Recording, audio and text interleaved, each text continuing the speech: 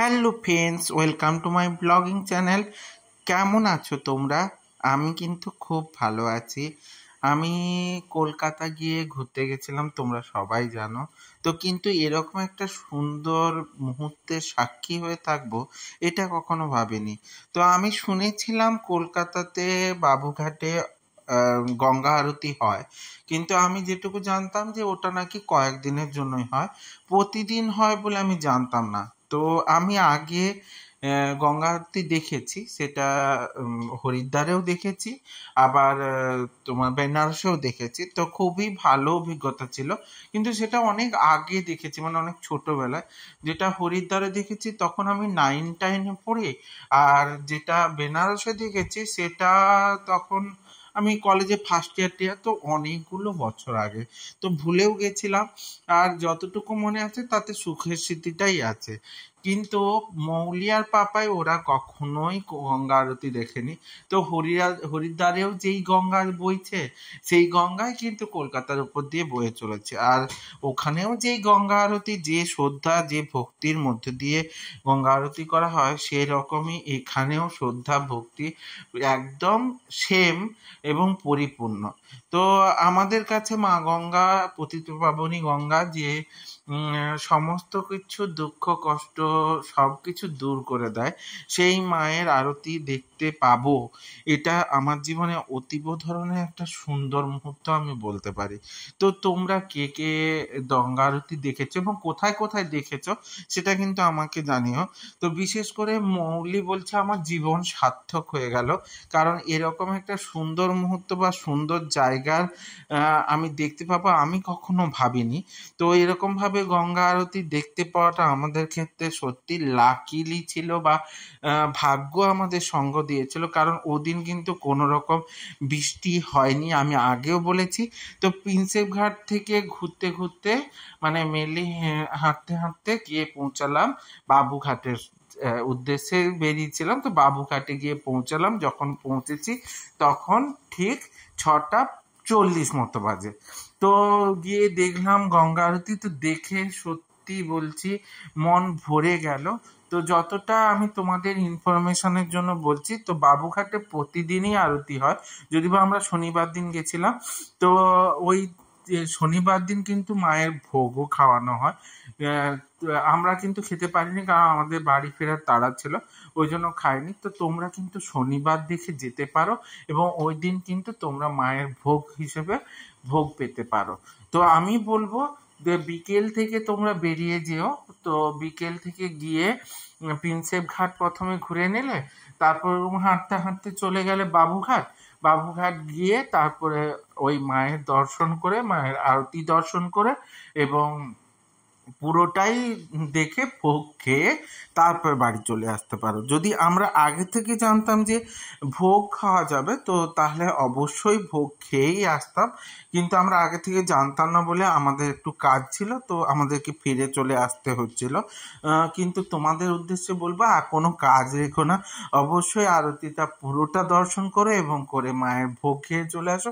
কিন্তু শনিবার ছাড়া অন্য দিন কিন্তু মায়ের ভোগ খাওয়ানো হয় না, আমি যতটা জানি, আমি যতটা শুনেছি মায়ের ভোগ। এই দেখো মায়ের মূর্তিও একটা বানানো আছে, মা গঙ্গার মূর্তি, খুব সুন্দর একটা মূর্তি, আর অপোজিট সাইডে গঙ্গা, আর তার পাশে হচ্ছে গঙ্গা আরতি। কি অভূতপূর্ব মুহূর্ত হতে পারে, তোমরা একবার ভেবে দেখেছো সত্যি কি সুন্দর বা কিরকম মনোরম পরিবেশ হতে পারে?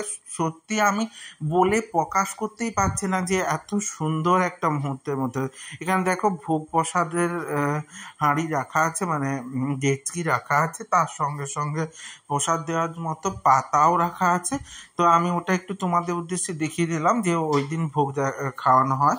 তো আরতি দেখো, প্রদীপ দিয়ে যখন আরতিটা হচ্ছিল, সত্যি একটা অভূতপূর্ব মুহূর্ত তৈরি হয়েছিল, দারুণ দারুণ মুহূর্ত। আর খুব সুন্দর কিন্তু গান বাজছিল, যে গানটা আমি কিন্তু মিউট করে দিয়েছি, কারণ হয়তো স্ট্রাইক চলে আসতে পারে, তাই আমি কিন্তু কোনোরূপ গান রাখিনি। তোমরা এমনিই দেখো, আমি মোটামুটি আমার কথার ভাষায় প্রকাশ করার চেষ্টা করছি।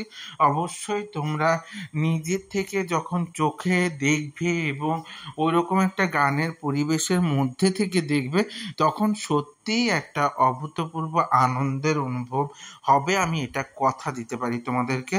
তো সেই আনন্দ উপভোগ থেকে তোমরা কখনো বিচ্যুত হয়ে যেও না। আমি বলবো একবার না একবার অবশ্যই যেও এবং গিয়ে এরকম একটা সুন্দর মুহূর্তের সাক্ষী হয়ে ওঠো। তো এই দিনটা আমার সত্যি মনে রাখার মতো, শুধু আমার না, মৌলি পাপায়েরও মনে রাখার মতো দিন ছিল। তবে আমরা পুরো আরতি দেখতে পারিনি, তো কিছুটা আরতি দেখেছিলাম।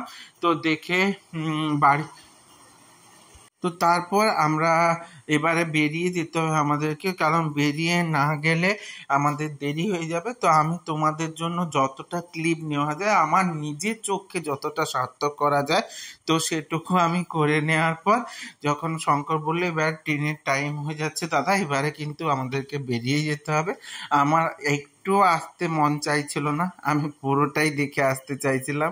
তারপর দেখো এই বেরিয়ে যাচ্ছি, দূর থেকেও বেরিয়ে যেতে যেতে সত্যি বলছি একদম ছেড়ে যেতে ইচ্ছে করছিল না, তাই ওখান থেকেও আমি ক্লিপ নিয়ে নিচ্ছিলাম। এরপর স্টেশনে চলে এসে আমরা কিন্তু ট্রেনের উদ্দেশ্যে দাঁড়িয়ে আছি, আর ট্রেন ঢুকে গেছে। তার মাঝখানে কিন্তু আমরা একটু খেয়ে নিয়েছিলাম, একটু আলু কাবলি আর তার সঙ্গে একটু কোল্ড ড্রিঙ্কস। তো এটা খেয়ে নিয়ে পর আমরা কিন্তু ট্রেনের জন্য দাঁড়িয়ে আছি বাবুঘাট স্টেশনে, আর ওখান থেকে আমরা ট্রেন ধরে নেব আমাদের দমদমের উদ্দেশ্যে।